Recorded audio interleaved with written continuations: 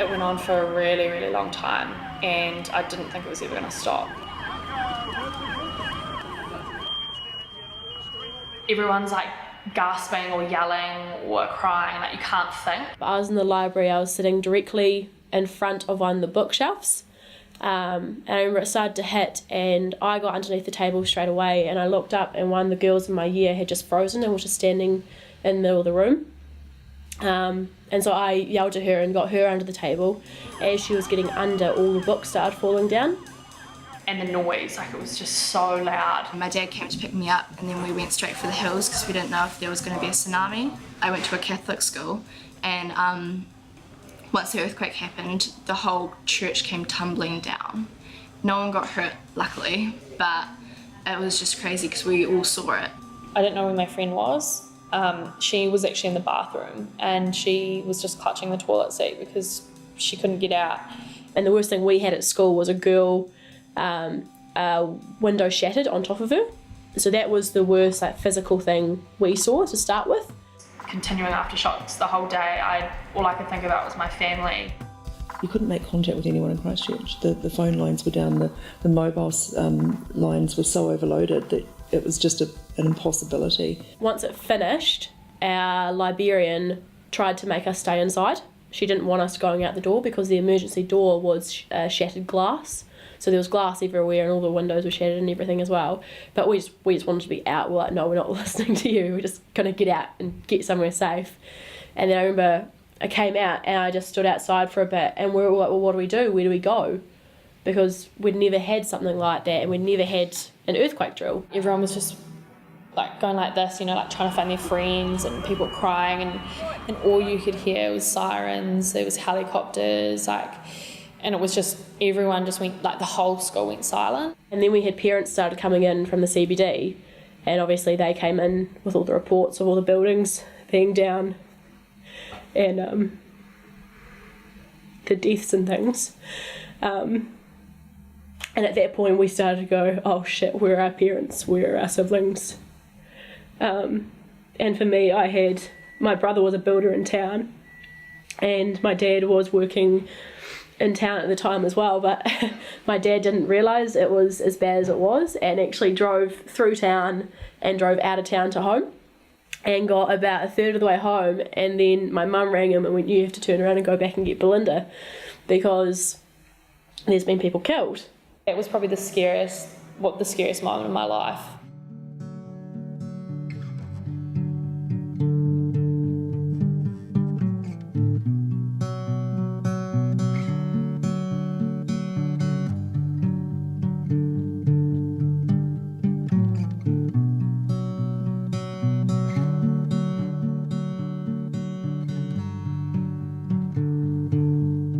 Christchurch earthquakes dramatically changed my life. Everything changed, the landscape, the world around you. University was closed. Well, people were affected in so many different ways. I mean, in the south and in the east, there were a lot of people who lost their homes. They couldn't go to school because their schools were broken. We didn't have food at all, and none of the stores were open. We didn't have any water supplies, the power was turned off, and we relied solely on the community to help us. My 6-year-old, because she'd seen our home broken, she really didn't want to move back in there. And so the one thing that we had to do was to get a table in her bedroom so that she could have a safe place. And funnily enough, she just filled it up with all of her toys, all her favourite toys. There were the very laid-back girls who were sort of, oh, that was nothing. Oh, no, we went through worse ones than that, no, the tough ones. And then there were the tough ones who, when they were quite big and then something would fall and smash and they would hear a noise of something breaking, who would cry and get very, very panicked and very nervous. And then there were the ones who any form of earthquake, doesn't matter how little it is, were just a mess. And there would be the crying and needing to contact their parents straight away, needing to make that contact to know that they were okay, even if the earthquakes were miles and miles away from their homes. They just needed to know that their family were okay. But when you got back to school, everyone was questioning whether the buildings were safe. People were on edge. People at school had lost their parents, grandparents. When I moved, because I moved back into boarding, I think boarding helped a lot because we were all together and we'd all been through the same thing. It made us value our friends more because they were the ones we turned to, especially in the boarding house. You had 20 girls in one year group all going through exactly the same thing.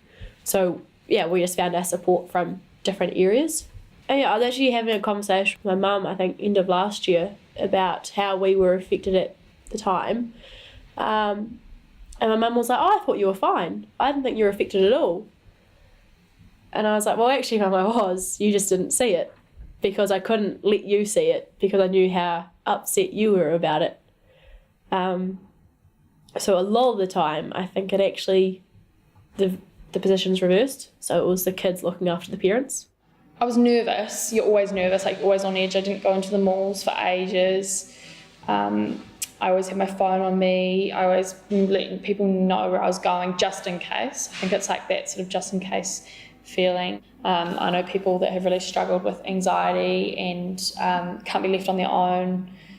And like for myself, like I don't have mental health issues, but even just like I get scared sometimes at night time, it's like that worry. I think when I'm in certain buildings, I'm always like, and then it's really hard to kind of get yourself to be like, no, you're okay, like you're safe, these buildings have been checked. Our house was full of cracks from the plaster, so we taped up her cracks and made them into a tree that was changed with the seasons. So in springtime there were pink blossoms and in autumn there were leaves. For certain girls, it was very different because we had one girl in my year, her dad actually passed away in the CTV building, and they didn't find him for 6 months. So for her, obviously, it was terrible, and her friends. But I think the worst thing was that everyone would always ask us about it. They were like, oh, you went through the Christchurch earthquake, what was it like and everything? And especially for the ones of us who had a bad experience with it, we didn't want to keep on talking about it. If we wanted to talk about it to someone, we would bring it up. And it kind of turned into, for a lot of people who asked us things, it turned into a novelty for them. Hannah, my daughter, I would have thought would have been a lot more nervous than my son, but she was actually really good. But my boy, he still was the one who reacted really, really badly, and still to this day is exactly the same. He's quite terrified of them. And his reaction that day was the same. He just had to get home, and he didn't let his father and I out of his sight. There's added stress everywhere, and I think people have coped in very different ways to that. Yeah. There's a lot of mental health issues in Christchurch. Anger, stress, depression. Yeah. It still affects me now whenever like a bus goes past my school and like the ground shakes a little. I like immediately just like hold my breath and like close my eyes, hoping that it's not another earthquake.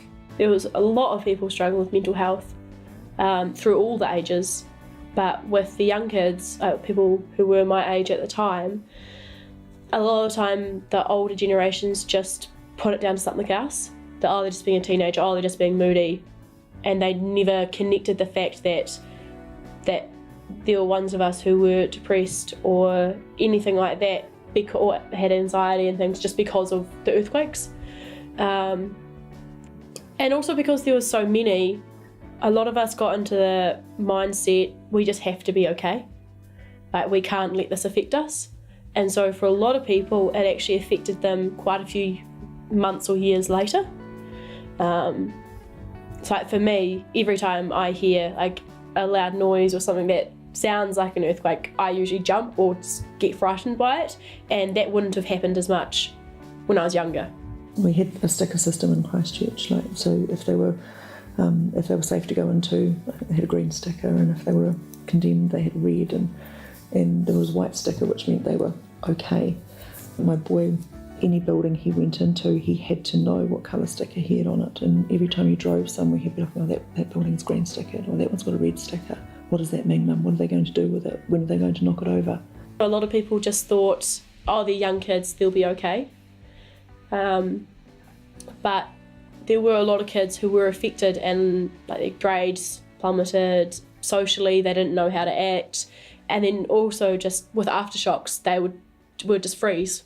A lot of kids probably still feel like they've missed out. Yeah, there's a lot of self-harm going on at the moment. One thing a lot of people didn't think about was the fact that we were affected by how other people were affected. So like there was a few girls in my year whose parents started drinking or who lost their jobs, and then they didn't think that would trickle through to us, but it did.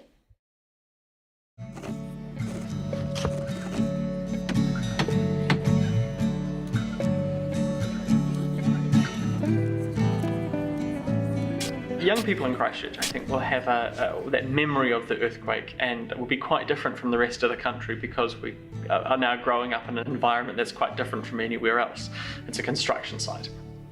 But it's also a playground. There's a lot of opportunity here. Good things came out of it. The community was so much tighter. Our youth group, we got together every Friday to just talk about things. We counsellors came out to give free counselling sessions to anyone who needed it. I think young people now want to help more in the community, especially around earthquake related things. Like now we've had the Kakura earthquake, a lot of students were just hungry to help really, and I think that's definitely a positive that's come out of it. Most of the student community really just wanted to be able to be of service and help out.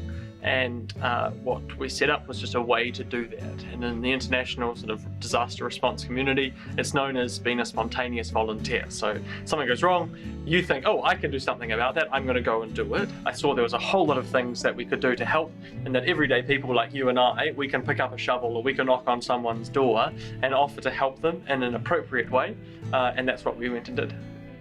The big agencies are not as good as coordinating those happy helpers, for want of a better word. So we became the organisation that organised the happy helpers, who don't necessarily have any particular skills in disaster response, but you know how to be a good neighbour.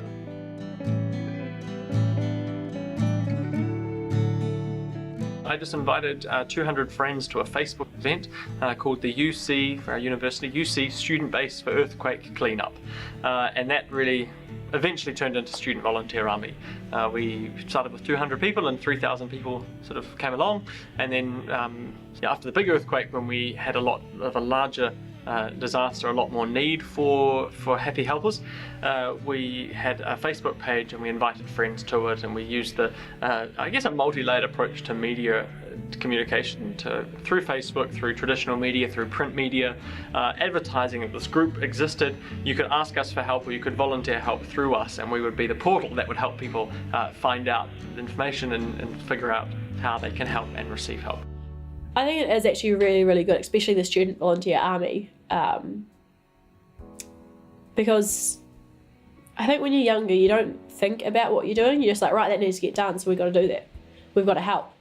You don't stop and think, oh, I'm really scared, or oh, I have to look after this person or that person. Like, you don't have anyone really specific to look after. Because like your parents, like, oh, I've got to look after my kids, I've got to look after the house, I've got to worry about the insurance, I've got to worry about everything that's going on. But like for university students and things like that, all they had to worry about was themselves. And then they were like, right, what can we do to help? With kids, they often have such great ideas, and they don't really get the opportunity to realise those ideas.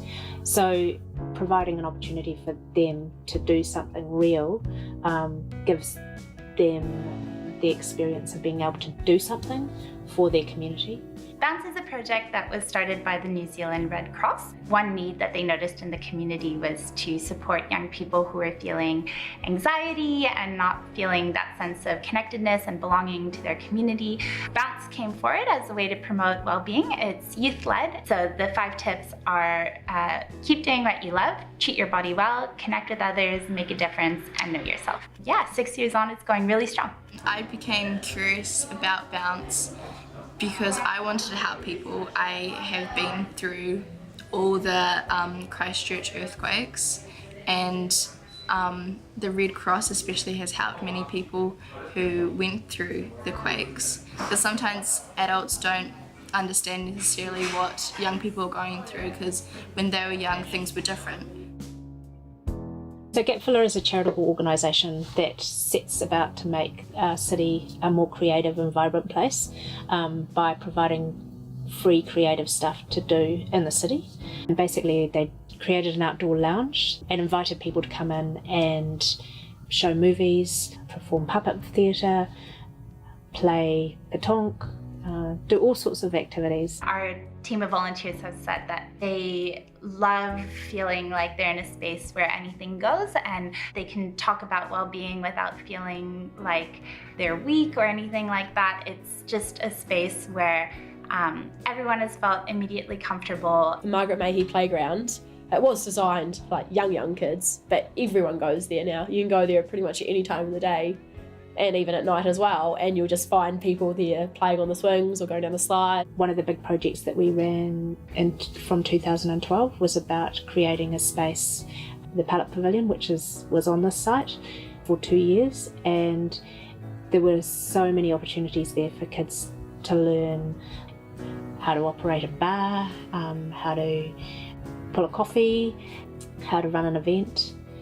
Yeah, and then they have a breakout dance space as well, where you just, I think you put like $2 in, you plug your phone in, and you can just play music and have a dance. Bounce decided that it was important to specifically target young people and allow young people to know that what they were feeling was in fact normal, and sort of erase this stigma. Dealing with anxiety is something you go through alone, and sort of break down all those barriers and create a community for youth and by youth that would be very supportive. At uni, they have these posters and they have like little wee strips that you can tear off, and they've got like little like positive sayings that you can like give to your friends or anyone at all, which is actually really nice. And just every so often, like someone would find one in their book or in their bag because someone else had just decided to put it in there. It meant that no one had to go, oh, are you okay? And like put a real big focus on it. But it was just something nice to brighten up someone's day. We've made progress, but we're still a long way away. In terms of the rebuild, like it's really cool seeing new buildings around and it's like getting a new city, but it's just been very slow. But nothing can really replace the old buildings that were there. I think it's going to be an interesting place to come back to in 5 years' time and see it. I mean, every year, people who come to visit Christchurch, it's just quite fascinating because it's so different from the little slice of England that it was, but it's still not quite like everywhere else in New Zealand. And it's not really like any other disaster or war zone around the world because it's a developed country responding to a disaster. But there's road cones everywhere, and there's a lot of young people who are doing amazing things. So the thing we've got to unlock is a sense of permission, and we've got to trust people that they can do awesome things. Yeah, people making do with a lot less than they would normally do, and people making more effort for each other. That's what I think has stayed with me. With the girls especially, I'm really impressed with how strong they are and how very quickly they bounce back from things. And just how good they are at supporting one another, because they really look after one another. There were negatives and positives to it, I think. Seeing the difference from then to now, despite how it came around, I think the change is actually really good. We do have so much more innovation and things like the container mall, which we never would have gotten, and it brings so many people into the city. And then also the amount of street art we have now as well. So through the city changing, it put a lot more emphasis on like providing people with things that could make them happy, which was really good. We stayed together, and Christchurch is rebuilding its city. Everyone has just come together, and yeah, that's pretty cool.